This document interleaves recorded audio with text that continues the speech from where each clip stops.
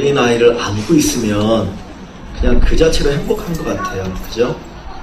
그 갓난아기를 안고 있으면서 짜증내고 불평하고 뭔가 이렇게 불행하다 느끼는 사람 없는 것 같아요. 그냥 그 아이를 안고 있으면 왠지 모르게 행복한데, 사실 행복이라고 하는 건 이렇게 전도되어지거든요. 그러니까 그 아이가 행복하고 만족스럽기 때문에 그 감정이 우리에게 전달되어지는 것처럼 느껴집니다. 아이들은 근심도 없고 걱정도 없고 슬픔도 없잖아요. 제가 한 15년 전에 그 간암으로 40 초반에 세상을 떠난 분 장례식을 이렇게 이제 했는데, 장례식을 했는데 이제 발인 예배를 하느라고 이렇게 이제 그 영정을 들고 뒤에 아버지 관이라고 5살짜리 꼬마 아이가 죽음을 모르잖아요. 그러니까 그 영정 앞에서 동서동시 춤을 추면서 야 우리 아빠다 우리 아빠다 하면서 이렇게 앞에 가는 거예요. 그때 참 가슴이 찡하기도 했고 또 한쪽으로는 야 어린아이라는 게 이게 슬픔을 모르는구나, 죽음을 모르고 그러기 때문에 이길 수 있구나 하는 생각을 가졌습니다. 그러니까 어린아이가 된다고 하는 것은 어떻게 보면 슬픔, 걱정, 근심 이것 없이 정말 하나님이 주시는 참된 그 기쁨, 그 평강, 어떻게 보면 하나님의 나라를 누리고 살아가는 것과 같다라는 것을 우리가 생각할 수가 있습니다. 오늘 말씀 속에 주님께서 하나님의 나라는 이런 자의 것이다, 어린아이와 같은 자의 것이다라고 얘기합니다. 즉 우리가 하나님 나라에 들어가려면 하나님 나라의 백성이 되어진다는 것은 어린아이와 같은 그 믿음, 그 마음을 가지고 살아가는 것을 우리에게 말씀하여 주고 있는 내용입니다. 그래서 18장 그 17절 말씀에 보면 내가 진실로 너희에게 이르노니 누구든지 하나님의 나라를 어린아이와 같이 받아들이지 않는 자는 결단코 거기 들어가지 못하리라. 하나님의 나라를 어린아이와 같이 받아들여야 된다라고 말씀합니다. 그렇다면 어린아이와 같은 믿음이 무엇인가? 어린아이와 같은 믿음이 무엇인가 하는 겁니다. 이 누가복음은 특별히 시대적 어떤 시간적으로 기록하기보다는 주제별로 기록되어 있어요. 그러니까 이 누가가 예수님의 말씀과 예수님의 어떤 행하신 일들을 기록할 때 시간적으로 기록한 것이 아니라 어떤 주제에 따라서 배열했다는 거예요.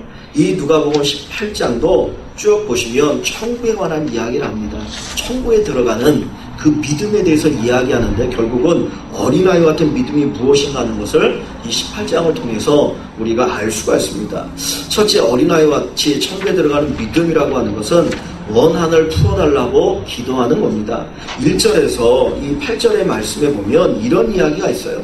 예수님이 기도할 때 너희가 낙심하지 말고 기도해라 하면서 기호를 들었는데 어떤 과부가, 원한이 많은 과부가 있어요. 이 원한을 풀어야 되는데 그 풀 길이 없는 거예요. 그래서 재판장에 찾아가서 내 원한을 좀 풀어달라. 근데 이 재판장은 하나님을 공경하지도 않고 사람을 무시하는 아나무인의 사람이거든요. 매일 같이 찾아가서 호소를 하니까 너무 귀찮아가지고 알았다, 내가 네 원한을 풀어주겠다라는 거예요. 그러면서 예수님이 말씀하시는 것이 하나님이 택하신 자들, 구원받은 자들의 원한을 풀어주지 않겠느냐. 그러나 인자 예수님이 이 세상에 다시 오실 때 믿음을 보겠느냐라고 말씀을 하셔요. 택하신 자들의 원한이 뭘까요? 원한을 풀어주겠다고 했거든요. 주님이 우리의 원한을 풀어주신다는 거예요. 여러분, 어떤 원한을 가지고 살아가십니까? 내가 저 사람 진짜 미운데 저거 없어졌으면 좋겠는데 내가 너무 상처를 받아가지고 쌓였는데 하나님 저 사람 없어지게 해주십시오. 데려가십시오. 그렇게 기도해야 되는 겁니까? 사실 하나님 뭐라고 말씀하니까 원수를 사랑하라고 했잖아요. 그러면 이 말씀과 그 내용은 어떻게 보면 대치되는 말씀일 수 있거든요. 우리의 원한, 우리의 원수는 뭡니까? 여러분의 원수는 누굽니까? 예? 우리의 원수가 누구예요? 남편, 아내가 아니고, 예? 예수님께서 네 가족이에요 그런데 남편 그게 아니고 진정한 내 원수는 내 안에 있는 사단이고 죄예요, 죄. 그죠? 우리 안에 있는 죄가 우리의 원수예요. 그 죄가 우리에게 고통을 주고 인간관계를 단절시키고 하나님과의 관계를 단절시키고 죽음을 가져오고 영원한 멸망을 가져오는 겁니다. 그렇잖아요. 그러니까 원한이라고 하는 건 뭐예요? 결국 우리 죄로 인해서 일어나는 여러 가지 것들이겠죠. 그 원한을 풀어달라고 기도하면 하나님께서 그 원한을 풀어주시겠다라고 말씀합니다. 그러니까 이 이야기는 결국은 우리 안에 있는 죄에 대한 회개를 말씀하시는 거예요.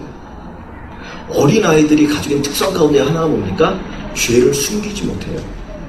그죠? 얘가 뭔가 잘못했어요. 부모님이 잘못해가지고 야단을 칠 때 너 뭐 잘못했어? 그러면 얘가 그냥 얼굴에서 이렇게 나타나. 거짓말을 해도 얼굴에서 다 나타나가지고 금방 알아요. 근데 나이가 먹으면서 아주 숨기는 게 늘어나가지고 죄를 다 숨기거든요. 아이는 죄를 숨기지를 못해요. 그러니까 여기에 원한을 푸는 기도라고 하는 것은 결국은 죄를 회개하는 기도를 얘기합니다. 우리가 어린아이와 같은 그 믿음으로 천국에 들어간다는 것은 죄를 회개하고 죄를 고백하고 죄 때문에 가슴 아파하는 그 기도, 그 믿음이 있는 사람들, 바로 그들이 천국 백성의 믿음이다라고 하는 것을 말씀해 주고 있습니다. 그래서 산상수훈에서도 주님께서 하시는 말씀이 뭡니까? 애통하는 자가 복이 있다 그랬어요. 애통하는 자. 뭐 때문에 애통하는 거예요? 죄 때문에 애통하는 거예요. 내 안에 있는 죄 때문에, 그 죄성 때문에, 내 안에 있는 죄가 하나님의 마음을 아프게 하고, 내 안에 있는 죄가 다른 사람을 고통스럽게 하고 상처를 주고 관계를 단절시키고 여러 가지 가져오는 그것을 보면서 가슴 아파하는 사람이 복이 있고 위로를 받으리라. 오늘 이 시대는 죄에 대해서 무감각합니다. 우리나라도 이제 인권에 대해서 많이 생각하기 시작했어요. 그래서 얼마 전에 이제 국회에서 소수자를 보호하는 어떤 그 법에 대해서 만들겠다고 했는데 기독교에서 엄청나게 반대를 했습니다. 그 이유 가운데 하나가 뭐냐면 다른 거는 많이 다 이해할 수 있는 내용들이에요. 받아들여야 돼요. 그런데 동성애적인 부분을 조장하는 듯한 어떤 그런 내용의 법이 있기 때문에 강력하게 그 부분에 대해서 이제 저항을 하고 그래서 한쪽에서 그러면 이 부분을 법을 입법하는 거를 하지 않고 다시 이제 뭐 이렇게 바꾸겠다 그런 이야기가 있거든요. 그러니까 소수자를 보호하는 건 맞아요. 그러나 죄된 모습까지 우리가 인정하고 보호할 수는 없다라는 거죠. 그렇잖아요. 다른 것과 틀린 것, 성격은 달라요. 그죠? 성격은 다를 수 있어요. 나와 이 사람이 다를 수 있어요. 그러나 틀린 거는 틀린 거예요. 틀린 것조차도 다르다라고 얘기해서는 안 되고 다른 것을 틀리다라고 얘기해서는 안 돼요. 그런데 우리는 다른 것을 틀리다라고 얘기하기도 하고 틀린 것을 다르다라고 얘기하면서 죄를 인정하려고 하고 죄가 아닌 것을 죄라고 얘기할 때가 종종 있다는 겁니다. 오늘 하나님께서는 구원받은 성도들의 믿음이라고 하는 것은 죄에 대해서 민감하고 그 죄에 대해서 가슴 아파하고 회개할 줄 아는 믿음이라고 하는 것을 우리에게 가르쳐 줍니다. 여기 아까 보시면 그 18장 8절에 주님이 이런 말씀하셔요. 내가 너희에게 이르노니 속히 그 원한을 풀어주시리라. 그러나 인자가 올 때 세상에서 믿음을 보겠느냐. 주님이 다시 올 때 재림하실 때 세상에 믿음을 보겠느냐 그랬어요. 왜 믿음이 없습니까? 여러분 믿음 가지고 계시잖아요. 근데 주님께서 원한을 풀어주신다는 말씀을 하고 믿음에 대한 얘기를 할 때 이 믿음은 결국 무슨 믿음이겠어요? 죄를 회개하는 믿음이에요. 날마다 내 죄에 대해서 가슴 아파하고 그 죄를 회개하는 믿음을 볼 수 있겠느냐. 우리는 갈수록 죄에 대해서 무감각해집니다. 죄를 죄로 인정하고 싶지 않아요. 그것이 우리의 마음이거든요. 그러다 보니까 주님께서 정말 주님이 오실 그때에 그 죄에 대해서 가슴 아파하면서 하나님 앞에 부르짖고 애통하는 자를 볼 수 있겠느냐 하는 안타까움을 표현하고 있습니다. 어린아이의 그 순수한 믿음, 어린아이 같은 그 믿음이라고 하면 뭡니까? 죄를 가슴 아파하고 죄에 대해서 회개하는 믿음입니다. 오늘 우리 성도들이 죄에 대해서 가슴 아파하고 그 죄를 회개하는 믿음을 갖는 귀한 은혜가 있기를 주님의 이름으로 간절히 축원합니다. 두 번째, 천국에 들어가는 어린아이와 같은 믿음은 자기를 낮추는 믿음입니다. 이 9절부터 14절 말씀에 보면 주님께서 두 번째 말씀하시는 게 있어요.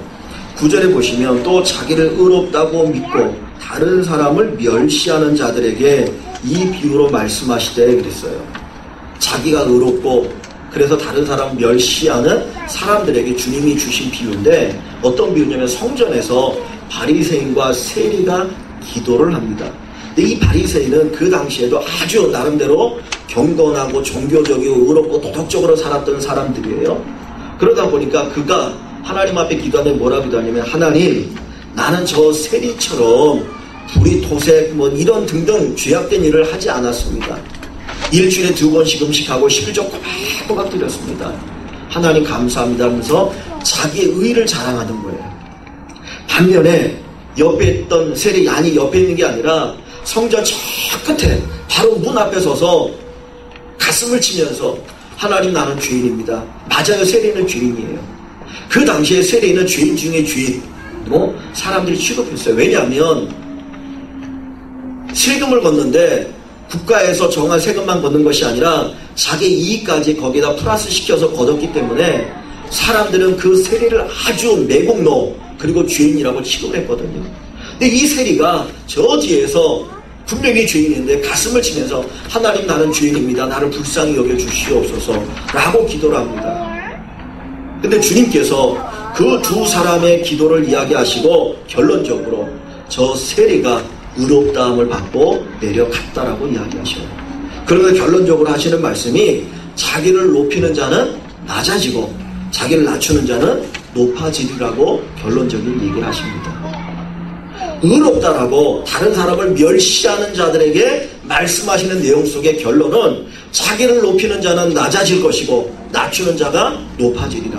그러면 어린아이의 믿음이 뭐라는 거예요? 천국에 들어가는 어린아이의 믿음은 자기를 낮추는 자의 믿음이라. 나를 낮출 줄 아는 사람, 겸손할 줄 아는 사람, 그 마음을 가지고 살아가는 사람이 진정으로 천국을 누리며 살아가는 사람입니다. 여러분 교만한 마음에 천국이 있을까요? 교만한 사람의 마음속에 천국이 있겠습니까? 내가 교만하면 다른 사람이 그렇게 대우해 주지 않을 때 원망과 분노가 일어나요. 전 잘 모르겠지만은 어저께도 이제 그 중직자들 모여서 가는데 그 지난번에 그 비행기에서 그 뭐 컵라면 상무 뭐 그런 얘기 있잖아요. 근데 잘 모르겠어요. 정확하게 잘 모르겠는데 그 원인과 발단과 과정을 정확히 모르니까 그냥 들은 얘기로는 뭐 컵라면 제대로 안 줬다고 해서 뭐 스튜어디어스를 뭐 어떻게 했다라고 얘기를 하는데 만약에 그 과정은 둘째치고 일반적인 분이었다면 그분의 신분이 대기업의 상무가 아니고 일반이었다면 그렇게 손찌검을 할 수 있을까? 네? 좀 부당한 대우를 받을 수도 있었겠죠. 그렇다고 해서 손찌검을 하면서 얘기를 할 수 있겠느냐? 모르겠습니다. 한쪽에는 교만의 마음이 있지 않을까? 그때 일어나는 분노, 거기에 천국이 있겠습니까? 아니에요. 하나님의 나라는 교만함이 있지 않아요. 겸손함이 있습니다. 나를 낮출 때 주님이 높이실 것이고 겸손한 자들이 모이는 곳에 하나님의 나라가 이루어진다는 거예요. 우리 교회가 하나님의 나라를 경험하기 위해서는 저를 비롯해서 우리 모두가 겸손함이 필요해요. 나를 낮추는 거. 다른 사람이 나를 부당하게 대우했다고 해서 그것 때문에 분노하는 게 아니라 이미 그것 자체가 교만이잖아요. 겸손한 마음을 갖는 거예요. 우리의 가정이 천국을 이루기 위해서는 부부가 겸손한 마음을 갖는 거예요. 그죠? 나를 낮추는 그 마음을 가질 때 그 안에 천국이 이루어질 수 있습니다. 이 겸손에 대한 이야기를 보려고 이렇게 하다 보니까 그 패트김에 관한 동영상이 하나 있더라고요. 아마 힐링 캠프라고 하는 그 TV 프로에서 그분이 나와서 얘기했던 것 같아요. 패트김 가수 아시죠? 그 큰 백발. 참 그 대단한 것 같아요. 그 백발 뭐 이렇게 뭡니까 염색도 안 하고 백발로 다니고 보면 대단한 자기 나름대로 프라이드도 있고 당당함이 있는 것 같아요. 그래서 젊은 시절에 노래할 때는 일부러 당당을 보이려고 뭐 그랬다고 그러더라고요. 근데 이분이 워낙 당당했기 때문에 자기는 갱년기 뭐 이거 그냥 넘어갈 줄 알았대요.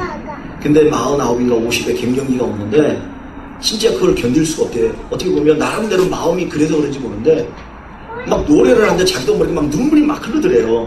그러니까 사람들이 패티김에 무슨 문제가 있나 보다 막 그랬다는 거예요. 근데 너무 그 갱년기에 우울증 막 밀려드는데 견딜 수가 없어가지고 이 사람 저 사람 찾아야 돼. 신부도 찾아다니고 누구도 다 찾아다니다가 저기 전라도인가 어디 아주 조그만 뭐 이렇게 거기에 어떻게 스님을 만났는데 스님하고 얘기하는 가운데 그 스님이 그런 얘기를 하시더래요. 당신은 너무 높은 데 있습니다. 조금만 낮아지십시오. 뭐 유명한 가수니까 자기도 모르게 교만한 마음이 있잖아요. 또 그분이 가지고 있는 성격이 있습니다. 근데 그분이 그래요. 조금만 낮아지십시오. 근데 그 말을 듣는 순간 막 눈물이 나오면서 치유가 일어나기 시작하더래요. 맞아, 내가 그래서 이렇게 아파했구나. 그 겸손이 자기를 치유했다라고 그런 고백을 하는 동영상이 있더라고요. 겸손은 우리를 치유합니다. 내가 그렇게 상처받고 분노하고 아파하는 일들이 결국 우리가 겸손하지 않기 때문에 일어날 수 있다는 거예요. 겸손할 수 있는 사람 누군지 아십니까? 하나님으로 만족할 수 있는 사람. 하나님의 사랑으로 내 안에 가득 차 있는 사람. 그래서 만족한 사람은 다른 사람이 나를 어떻게 대하든지 별로 관심 안 가져요. 그 사람이 무시한다고 해서 내가 내 인격이 떨어지는 거 아니잖아요. 그런데 뭔가 이게 채워지지 않으면 다른 사람이 나를 대하는 것에 대해서 막 분노해요. 막 멸시하는 것처럼 생각하면. 그럼 하나님의 사랑이 가득 찬 사람은 그래, 저 사람 뭔가 문제가 있으니까 아니면 뭐 기분이 나빠서 그러겠지. 그러고 받아들일 수 있거든요. 내 안에 하나님의 사랑으로 가득 채워지고 그 사랑으로 사랑할 때 겸손한 자가 되고 싶습니다. 우리 아이들은 부모의 사랑 속에 자라잖아요. 스스로 낮출 수 있어요. 스스로 교만하지 않아요. 사람 나이가 먹으면서 교만해지는 거거든요. 하나님께서 우리가 천국을 누리는 그 믿음을 가지고 산다고 하는 것은 우리를 낮추는 거예요. 정말 철저하게 하나님 앞에서 우리를 낮추는 가운데 겸손함이 있고 그 속에서 천국을 누리시는 우리 일광의 식구들 되시기를 주님의 이름으로 간절히 축원합니다. 세 번째, 천국에 들어가는 어린 아이와 같은 믿음이라고 하는 것은 스스로 아무것도 할 수 없다라고 고백하는 믿음입니다. 여기 18절부터 이제 30절 말씀에 보면 이런 내용이 있어요. 어떤 관리, 이 관리인데 젊고 부자예요. 출세를 일찍 했어요.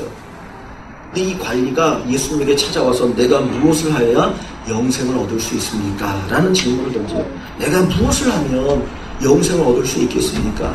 근데 주님께서 네가 계명을 아느냐? 간음하지 말라, 살인하지 말라, 도둑질하지 말라, 내 부모를 공경하라, 거짓말하지 말라, 이런 계명을 아느냐 물어봤더니 하는 얘기가 제가 어렸을 때부터 다 지켰습니다. 저는 어렸을 때부터 율법 교육을 철저하게 받았기 때문에 다 지켜서 아무런 흠이 없는 사람입니다. 근데 주님이 그 관리에게 하시는 말씀은 너 부자인데, 뭐 부자는 말은 안 했어요. 네가 가지고 있는 재산을 팔아서 가난한 사람들에게 나눠주고 너는 나를 따라오라 그랬어요. 그랬더니 이 젊은 부자 관리가 재물이 많아서 근심하며 돌아갔다는 거예요. 그때 주님이 뭐라고 말씀하냐면 부자가 하나님의 나라에 들어가는 것은 낙타가 바늘기로 들어가는 것보다 어렵다. 그러나 사람은 할 수 없지만 하나님은 하실 수 있다라고 말씀하셔요. 주님께서 이 말씀을 통해 뭘 얘기하고자 하십니까? 부자가 천국에 들어갈 수 없다. 그거를 얘기하려고 하시는 걸까요? 그러면 부자가 많은 교회는 안 좋은 교회예요. 천국 가는 사람이 적으니까. 가난한 사람들이 많은 교회가 좋은 교회예요. 그죠? 주님 말씀하신 단순히 물질의 부자를 얘기하고자 하신 건 아니겠죠. 이 청년의 질문이 뭐예요? 내가 무엇을 하여야? 내가 무엇을 하여야 영생을 얻으리까? 이 청년은 자기의 공로, 자기의 행위, 자기의 노력, 자기의 능력으로 영생을 얻을 수 있다고 생각했어요. 근데 하나님 그게 아니라는 거예요. 사람으로는 할 수 없다. 그게 뭡니까? 사람의 능력, 사람의 공로, 사람의 행위로는 구원을 얻을 수 없고 하나님의 은혜로 구원을 얻는다라고 하는 걸 말씀하는 겁니다. 그러니까 어린아이와 같은 그 믿음이라고 하는 것은 전적으로 하나님의 은혜를 기다리는 믿음이에요. 하나님 내가 뭘 했습니까? 천국에 들어갈 수 있겠죠. 그게 아니라 하나님 나는 부족한데 하나님의 그 은혜로 제가 천국에 들어가게 되었습니다. 그 고백하는 믿음이죠. 우리 아이들이 뭐를 잘해가지고 월급 받아 사는 거 아니잖아요. 부모는 밖에 나가서 열심히 직장에서 회사에서 일해서 월급 받아 그거 살아가지만 우리 아이들은 그 월급으로 사는 게 아니라 뭐예요? 부모의 은혜로 사는 거예요. 부모의 사랑으로 사는 거예요.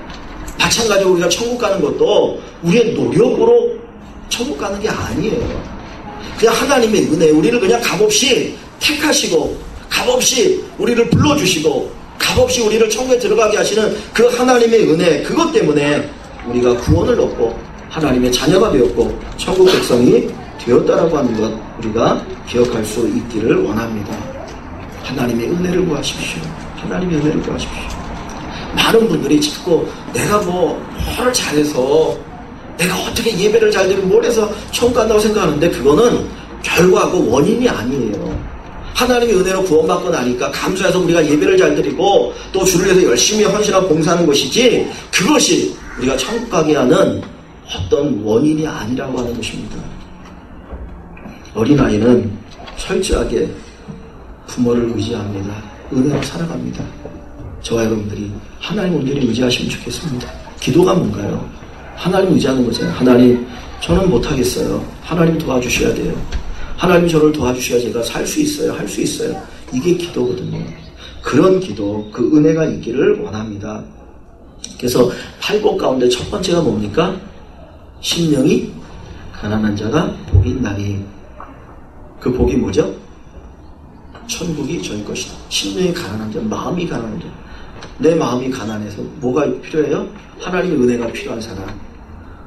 하나님의 은혜가 있어야 된다고 하는 것을 아는 사람이 천국을 누린다는 거예요.